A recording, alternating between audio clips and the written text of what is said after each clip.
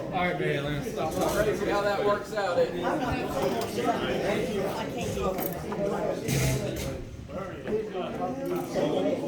sure to get you a box to go.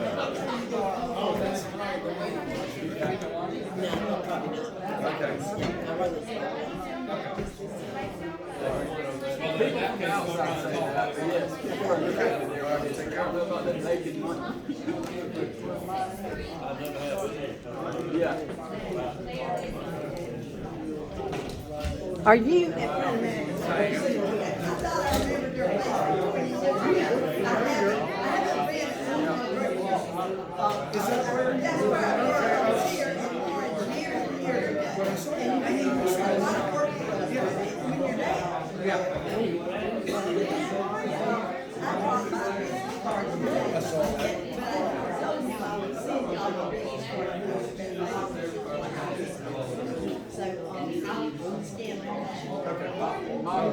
My family wants, I wouldn't have it.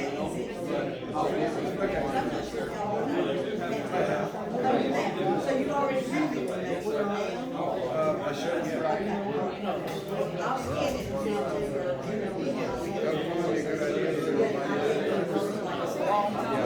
Yeah, well, he ran this up. I just now.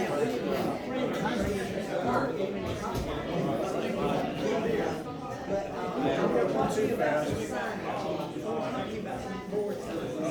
want to see the sign machine? It's as long as this tape.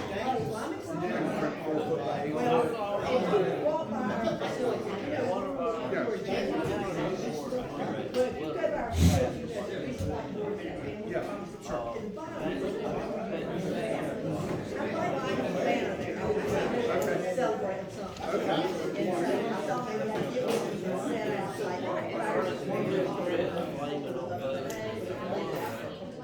Yeah, and then save them again, we gotta rotate them.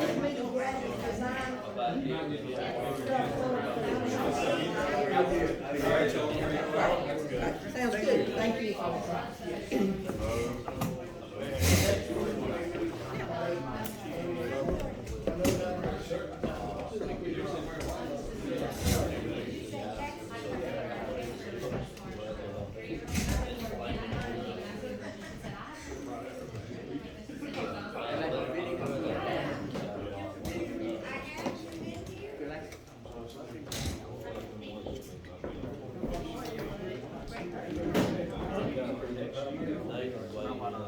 Start us off earlier. Oh, I didn't realize that it was already 5 hours. We're gonna get that scholarship stuff taken care of probably in the next week or two. So does that mean you're doing the next president? It's true. Yes, it's July. Yeah. Thank you.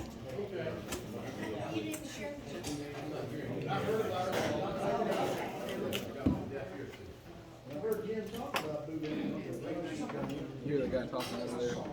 Jim just sent me a picture of this. That's a Mexican restaurant down That's John Young. She's there. Salads. That's right. Big salads. She's my SPRCC personnel. He's the guy I report to. My sister works my front door. Do you know Jim Moore? I do. I do the sheriff. Okay. He's also. And when I moved to At the those two, church? those two were like, you got to work. I told them a year later, he's joining. And Jim Moore about 2 years ago. It's not Now I'm in that position.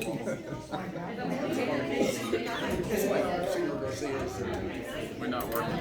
Yep. Tell Scott what's up. It's probably not on.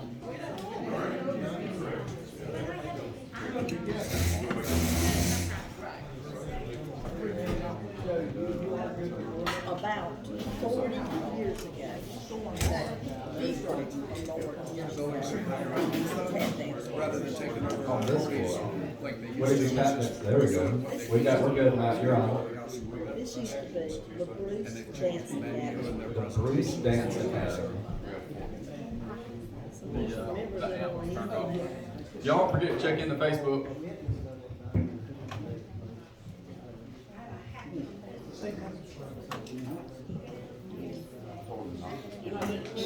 That's not me.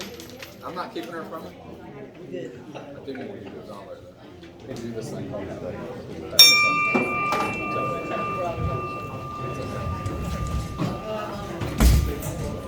Good afternoon, Rotarians. Good afternoon. Emil, if you will open us up with an invocation, please, sir. Let's pray.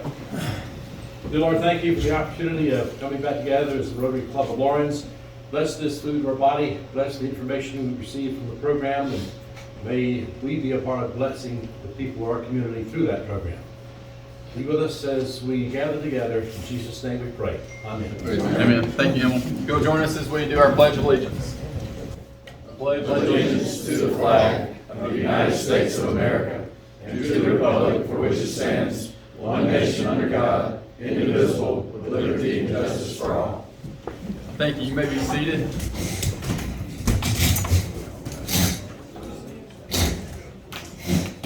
All right. I don't think, well, Eric is still here as a visitor at this point. So thanks for joining us again, Eric. And I believe Jody is in the process of getting us final paperwork so that we can get them inducted, hopefully on the 24th. So we're looking forward to that. Y'all be sure and mark your calendars so you'll be here and make them nervous as they have to come up to the front.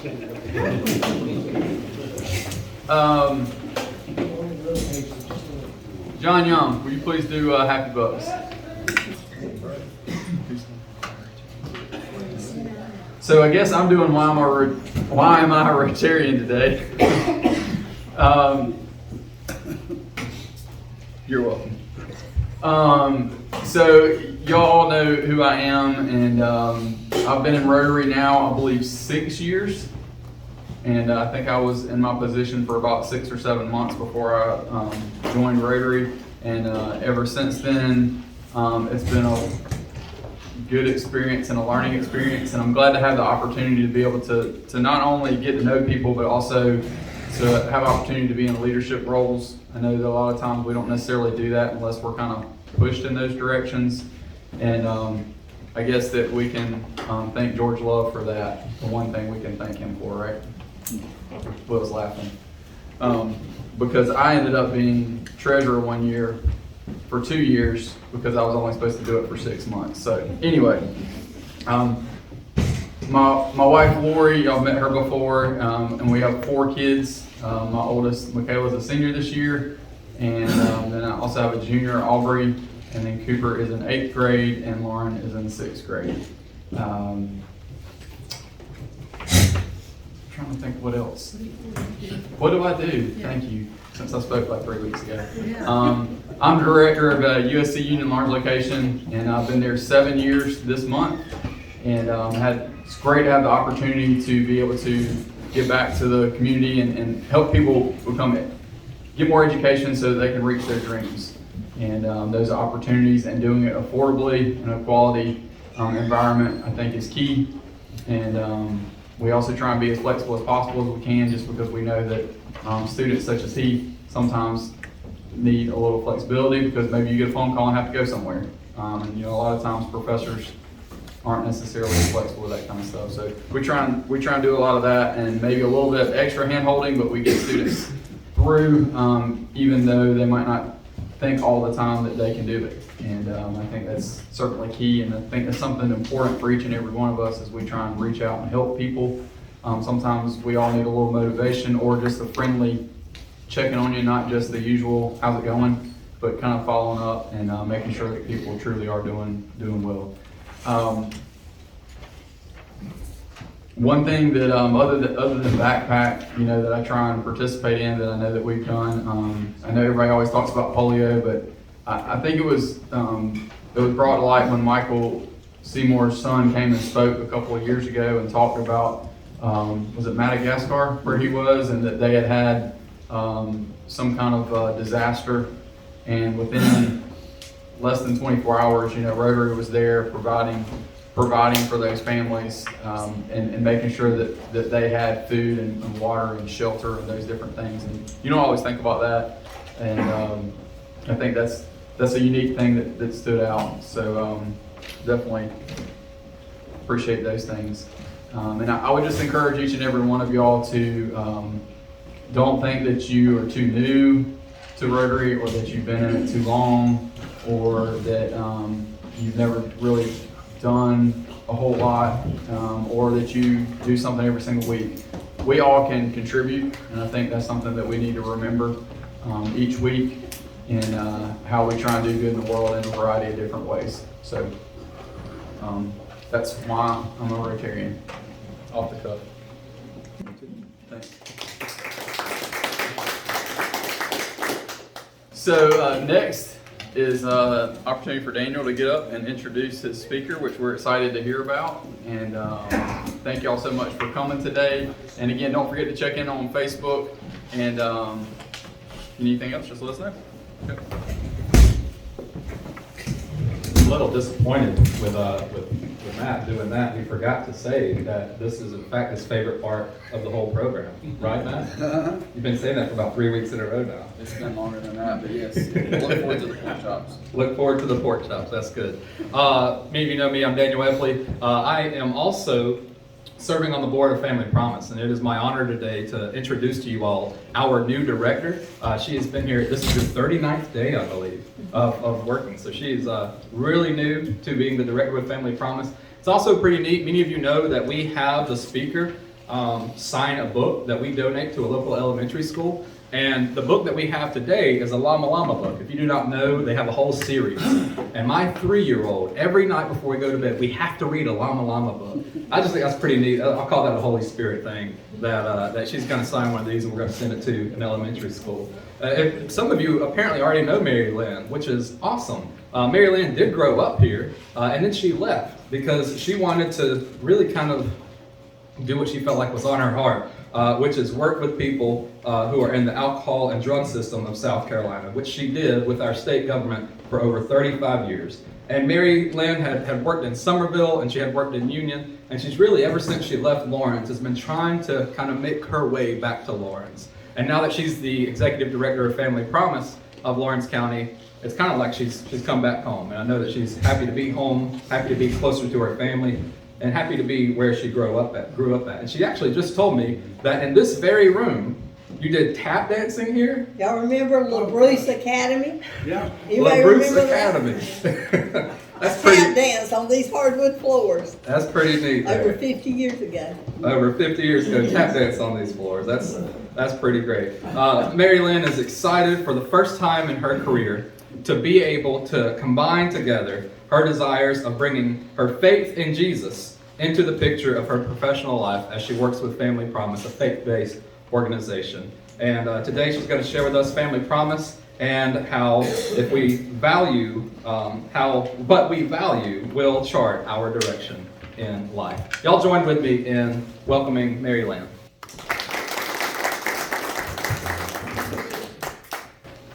Yeah, I was hoping that the stairway was not covered with any kind of, so I could shuffle my way up the stairway and do my shuffle, hop, step I learned to dance. Yeah, many years ago, we would climb those stairs. The city police department was here on the front area. We'd walk by the police department, come up here and take dance classes with little Bruce.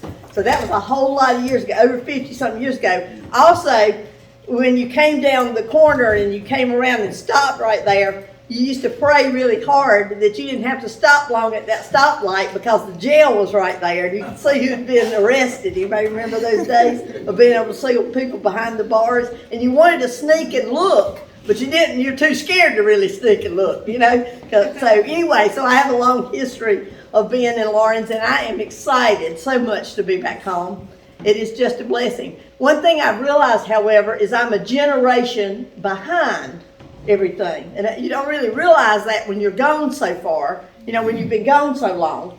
But somebody was saying something about rent a place from Adam Taylor. And I said, oh, I know Adam Taylor. And then I realized, oh, no, I don't know that Adam Taylor. And I know his daddy. And I knew his grandparents. So I'm a little bit behind on some of my generation. I run into people and don't realize that I'm speaking with the children of who I know. So I'm excited to be here because I'm back with my family.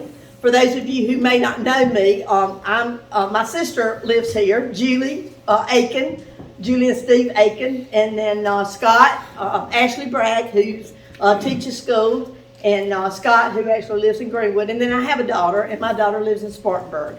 So I feel like I've gotten closer to her, to live close to her, and then be back home. So I'm excited to be with my family, and it's been really a blessing to be this close, because it's been very rare that I've been this close.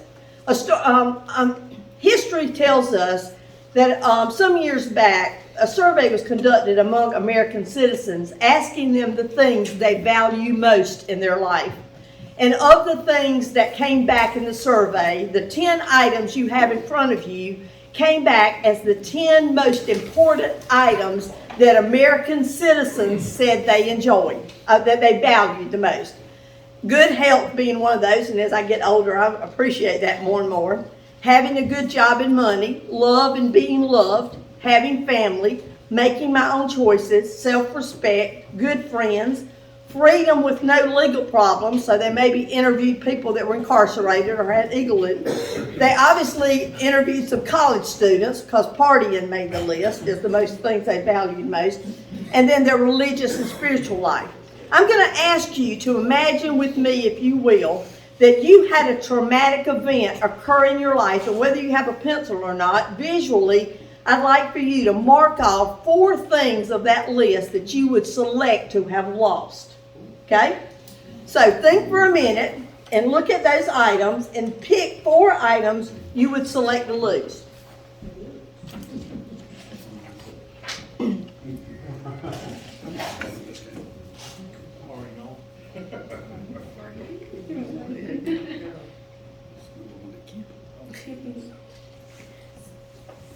We just do one.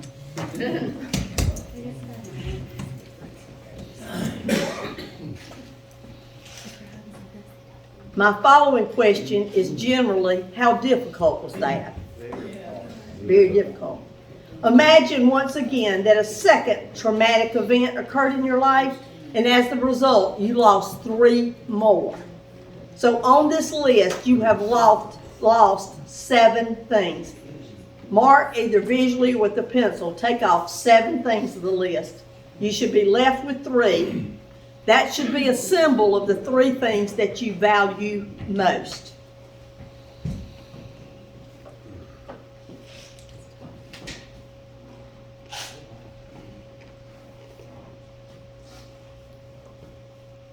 In my history in the alcohol and drug abuse field, when I did this, oftentimes I'd look around a classroom and young people would just go boop, boop, boop, and it was gone and done. And I'd say, how difficult was that? Well, it's not that hard at all. Because I've experienced a lot of trauma in my life. I've lost friends. I've lost family members. I usually got other friends, so everything's going to be okay. But when you ask people to mark 7 things, nobody ever comes back and says that was easy, because it was difficult. The reason I wanted to use this illustration is so many times when people walk in the front door of Family Promise, they have lost a lot of things on this list. They have lost family members. They have lost their health issues. They're suffering from health issues, therefore not able to work. Therefore, without the work and the income, have lost their home. They've lost good friends. They've lost their self-respect. Because people tell me every day, when you don't have an address, you don't have self-respect. So one thing I tell them when they first come in is you got a new address, and it's 205 Church Street. Because that's the one thing we give our families, is a place for somebody to send your mail.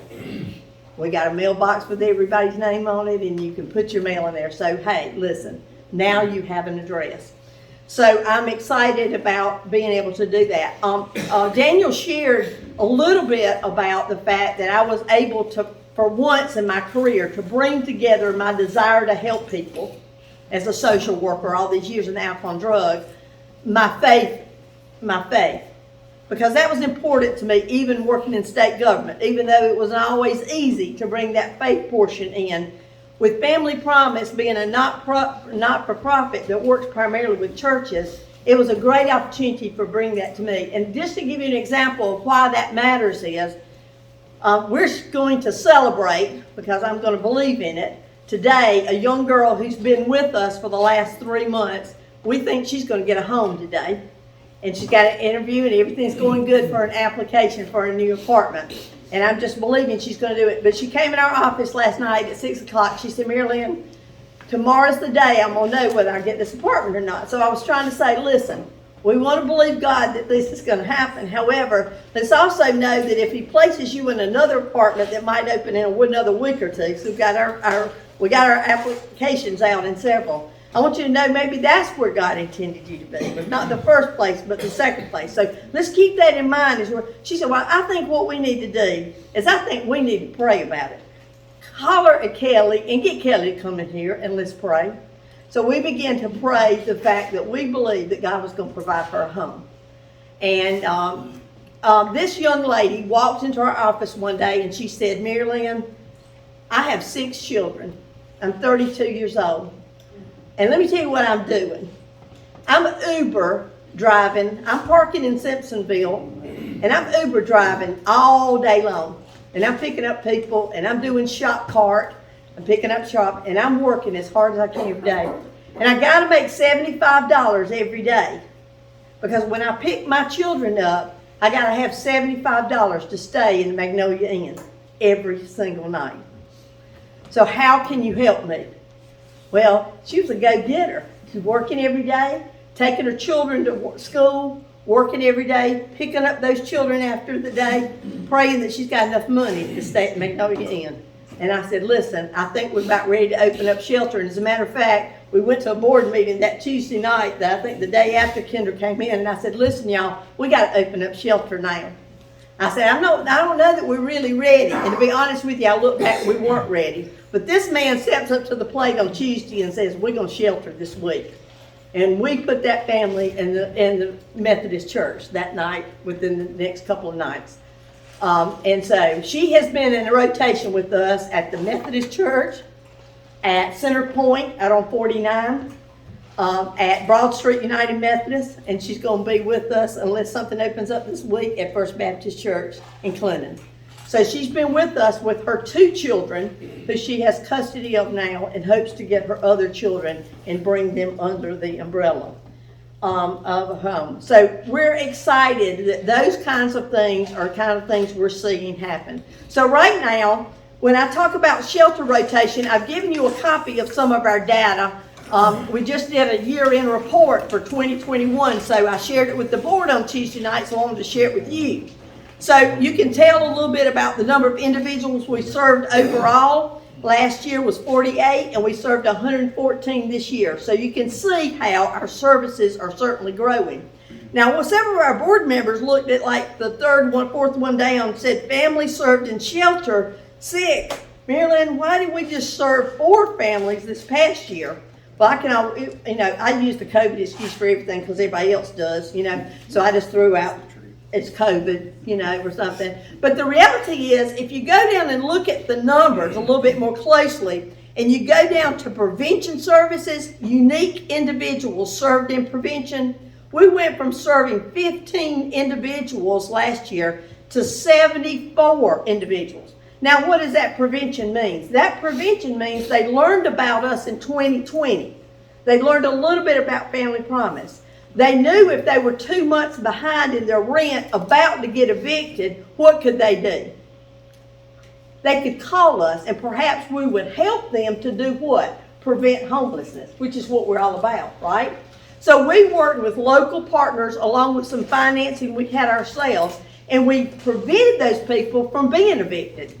So the reality is, when you look at the prevention numbers growing and the homeless numbers going down of the number of families served, what we're really showing is we're doing a great job in preventing the evictions before they come.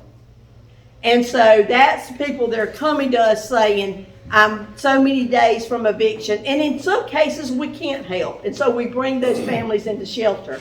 But in many cases, we can. The turnaround for shelter in our facility is, we like to say we could house somebody in 90 days, but it doesn't always happen that way. Sometimes it happens really quick, and sometimes it doesn't happen after 90 days, so we continue to serve them even after the 90 days. For families we had in shelter in 2020, that we had in shelter that are continuing, we follow families 1 year after they walk into our center. A year later, we're still following them, saying, where are you now? How are you doing with your income? Some of them are coming in for budgeting classes, because the truth is sometimes they get paid on Friday at Walmart, and on Saturday they don't have the money. Friday they get paid, they go to Walmart trying to survive, and then the next day, because many people don't have the management skills they need for dealing with their finances. So we continue to do that a year later, helping people with their finances. We even provide a little mini bank and say how much of that should be your rent, how much of that should go toward utilities, how much should go toward this, and helping people to design a budget. At Christmas time, we went to visit one of the clients we'd placed in a house. She didn't have a Christmas tree up. So I said to her, why ain't your Christmas tree up? She said, well, Miss Kelly tells me we have to set priorities, and I don't know if I can afford a Christmas tree. She had set a priority and didn't figure out how she could go buy that Christmas tree, so we made sure she had one so that her children could have a Christmas tree in the house. But we felt proud of the fact that she was setting those priorities and determining the kind of things. So there's 3 areas of programs we deal with at Family Promise. One is prevention. That has to do with rental assistance and helping refer people. Thank goodness we've got a lot of support from a program called South Carolina Plus. We're excited about that, them being in our area. South Carolina Plus is able to provide rental assistance because of COVID issues related to homelessness. But I'll tell you, one of the problems we run into are many people who rent in our town, in our area. They're paying cash payments to renters. They won't sign up for South Carolina State Plus to get federal money, even though that money would pay for 6 months' rent for that family. Well, you can guess why they're not willing to go for the government assistance. And so we're having a lot of obstacles of individual people who are paying cash for their rental. So when public funds come available, they won't allow their constituents to apply for those funding because they don't want to be named under receiving those funding. So some of those kinds of things we struggle with oftentimes in housing issues in Lawrence County. The next area of programming is shelter. Our shelter program works like this. You come into shelter, you stay at our center during the day where we help you with job searches. We help you find a job. We help do some education with you. Generally, if the children are of age, they're picked up at our center. They go to school for the day, and then they come back to the center after school where their parents and some staff helps them with homework to get their homework done. And about 5:30 or 6 o'clock or so, we load up our families and we go to wherever the shelter is for that night at that church for the week. So we shelter our families starting on Sunday evening at a church location, and then on Sunday morning they check out of that church. And they check out of that church every day at 7:30 in the morning with their children going to school and them staying at the center during the day. So many of our, this past week, many of our kids have been in school, but we did have a mother with a 9-month-old and a 2-year-old, so she was in our center all day long. And we were helping her with child care issues, which was really complicated. It's hard to find child care in Lawrence County, and helping her with some other issues as she went on. So that's the sheltering part. That's how the sheltering part works. We could not be where we are today if it wasn't for our volunteers in great churches, which I'm sure some of you are members of. We could not do what we do. The shelters have been wonderful to provide meals for the families. As a matter of fact, they've been too good in providing meals. You don't cook for one family what you cook for Wednesday night dinner. You know, for a child who's a picky eater, say sometimes we've had a surplus of food provided. And then they would stay in the shelter, so we need somebody to stay and spend the night. Usually a member of the church that'll stay outside. I'm impressed with how nice these rooms are in the church. Usually the church are not just, benches over to the side. They're really nice mattresses. But the churches have gone so far as to put carpet in the rooms, put little chairs in the corner, little light in the corner in the Sunday school rooms, and really make them look like, they're a bedroom or a nice room for their families. The next area, of course, we talked about prevention, and that's rental assistance and shelter. And then the final area, we focus on stabilization, where I talked about budgeting, referring them to outside sources. In December this year, we moved a grandmother who had just received full custody for 3 grandchildren at 72 years old. I'm not 72 years old yet, but I can't imagine raising 3 grandchildren at 72. But she had just acquired, due to a death of her daughter, of 3 grandchildren that she took onto her home. We placed her and transferred her in December, and she went from an apartment she was paying $550 to an apartment where she now pays $90 a month. Amazing.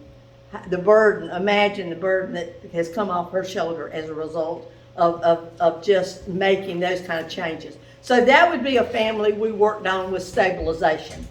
So one of the things I also wanted to share with you is that we are using a pretty entailed, and probably more entailed now that I'm part of that. I've been in the drug and alcohol state system for a long time, and you learn in state government, if you don't do the paperwork, it didn't happen.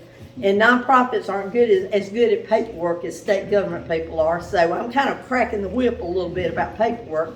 But one of the things we are doing that I'm really proud of is we're going through a very in-depth screening process for our families.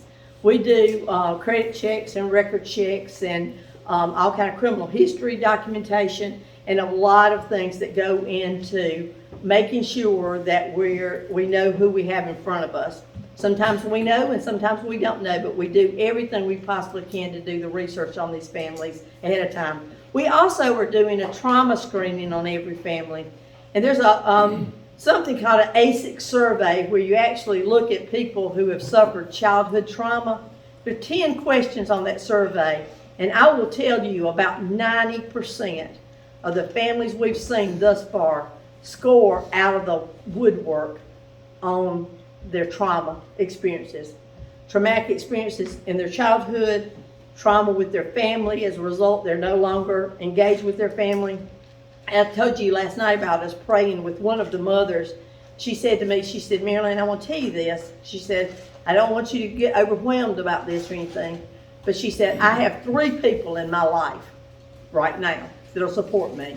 She said, my grandmother, which she's told me a lot. I've met her grandmother, and she's a grandmother that's full of wisdom, that's provided a lot of wisdom to this young mother. And Kelly and you. Those are the only 3 people I have in my life. Well, I went home last night and I thank God for everything I have. Because I don't know about y'all, but I got a lot more than 3 people in my corner. And just that acknowledgement about that was something that we often see. People often ask me, what are the causes for homelessness? And you can see I've listed them on your handout. Most of the time they're due to eviction. Sometimes they're due to because a home was foreclosed. They purchased their home. They had a home and they were foreclosed. Sometimes it's due to domestic violence, and sometimes it's due to just landlord. We had an eviction not long ago when the property was just considered condemned. And the guy had been renting it to them forever, and they were living in condemned property. And so sometimes it has to do with that. Most families entering our service at Family Promise enter unemployed, but they exit with a job. And that's one of the key factors we worked on. And maybe we've even reached out to some of you all about employment opportunities. Our mother who's in the center today that was the Uber driver, that was Uber driving, she said, Marilyn, I got to find something more permanent. She started her full-time job today. So we're excited that she's starting that job. And if that apartment opens up, she said it's just almost overwhelming. Everything's just all happening, all at one time. So we're excited to have that happen. What can you do? Well, I'm not going to beg for money, but I'm going to tell you, Rotary in Clinton gave me a lot of money. Just going to throw that out there. No. But we do need your support, financial support. Sometimes when we make a plea through our Facebook, if you'll follow us on Facebook, we make a plea from time to time of things and items that we need. When this mother moves into this apartment, I want to help her furnish it. She said to me, if I could put my 2 little boys in a bunk bed, that'd be the greatest blessing I could have. So I'm on the lookout for a bunk bed for her when she moves into that apartment. One of the things that we can't always do at our center, because we're not large enough, is we can't take in furniture to hold for later. So many times I'll say, we have a mother going into home this week, has anybody got furniture they could spare? And so that's one thing we do. We provide food for our families sometimes, but we're not a food distribution area. We usually work with clothing and food with the Baptist Association because they've done an excellent job in that area.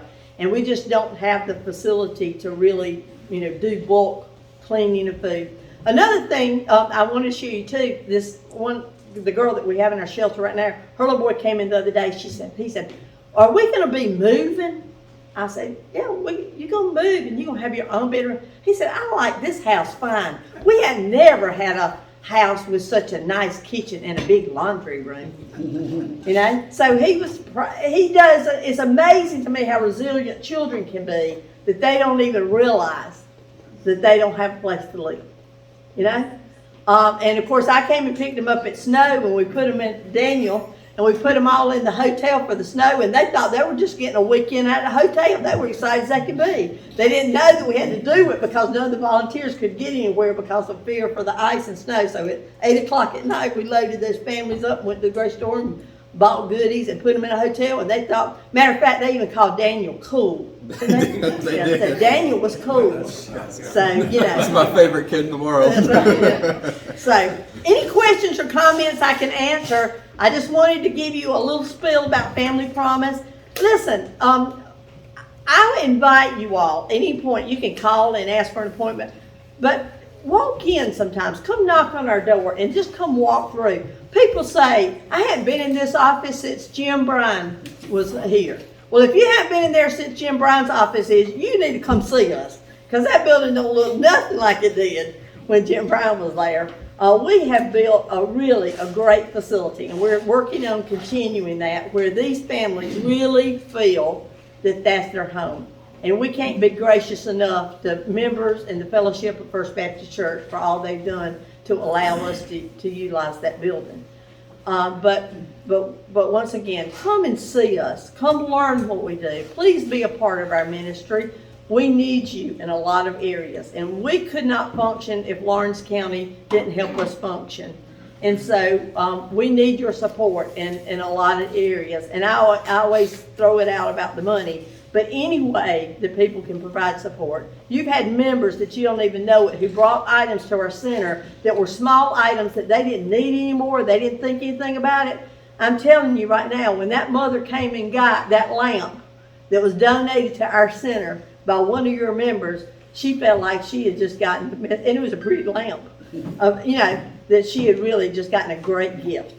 So those kinds of things are things that we may need from time to time. And so just give me a call if you have any questions about items we need. I will be more than happy to make you a wish list or to have you be a part of that. This past Christmas, we cooperated with the Sheriff's Department in providing Christmas for many of our families. And we want to continue to do that because that was a big boost for us. I went to my first board meeting several weeks back, and I said, y'all should be excited. We have 19 open cases. And I thought people kind of looked at me kind of funny. The paperwork has not been strong at our office. So I came in with state government looking for paperwork. Now I found it. Right now we have 114 open cases of families that we're monitoring. So if you say to me, is homelessness a need in Lawrence County? If you had asked me that as a resident many years ago, I'd have said no. But I'm telling you, I see it every single day. And it certainly is a need.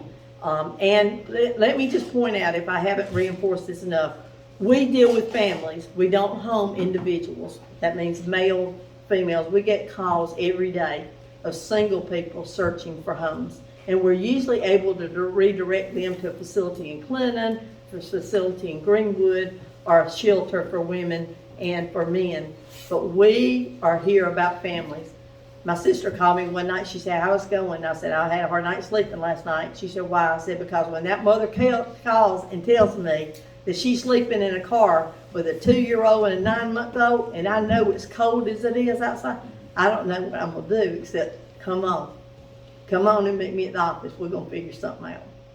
So, it's just, and someone asked me, they said, "You ought to challenge everybody when the weather's still cold, go sleep out in their car during the night."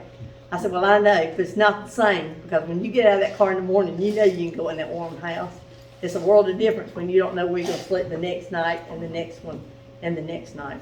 So please be in prayer for our families. Thank you so much for your support. Thank you so much for the opportunity to come and share our story with you. I am in it full force. I am in it to win it here. And whatever it takes, that's what we want to do at Family Promise. So thank you so much. Questions? Was there any questions? Anything? I'd like to make a comment. Last year we did a food drive, Mhm. food drive for the Baptist food pantry, Right. and so I'm glad to hear that. Yep. And what the food pantry allows us to do is they allow us to come and shop with our families kind of anytime we want to. And they have limits of how much they give generally to just the general public. For our families, they just kind of open the door. So we take our families up there and do that. Although I will tell you, Food Line not long ago gave us these great little food boxes. And they have great child-friendly foods, you know. And child-friendly foods are things like a can of green beans and corn, macaroni and cheese.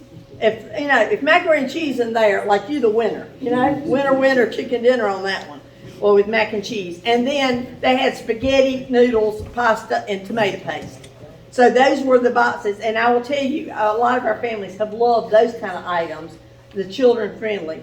If you want to do a food drive, that's fine. If you got some great ideas for some snacks or some perishable kind of items, we do keep some items in our kitchen for children to come by and get juice boxes and those kind of things.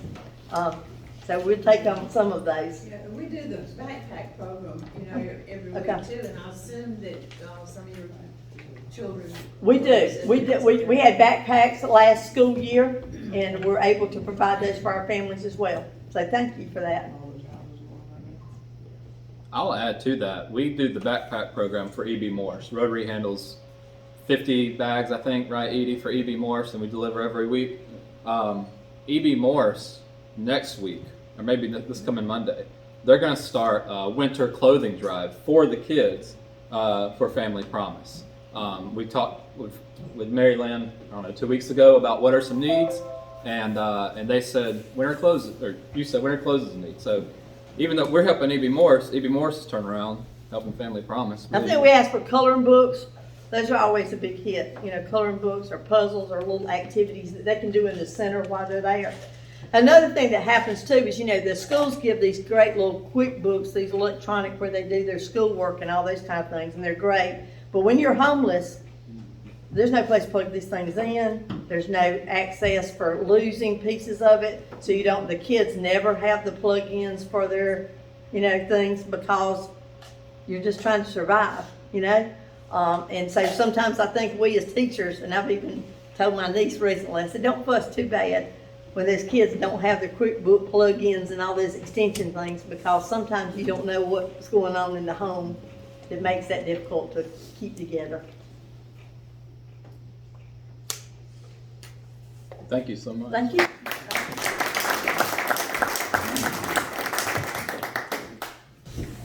Thank you, Mary Lynn, for that presentation and kind of giving us some updates of what's going on and the important work that you do. Thank you, Daniel, for inviting her. Thank you, Eric, for coming. Good to see you again, Jody. And if y'all will stand, we'll do our four-way test and our motto. Is it the truth? Is it fair to all concerned? Will it build goodwill and better friendships? Will it be beneficial to all concerned? Our motto, service above self. Serve to change the lives of Rotarians.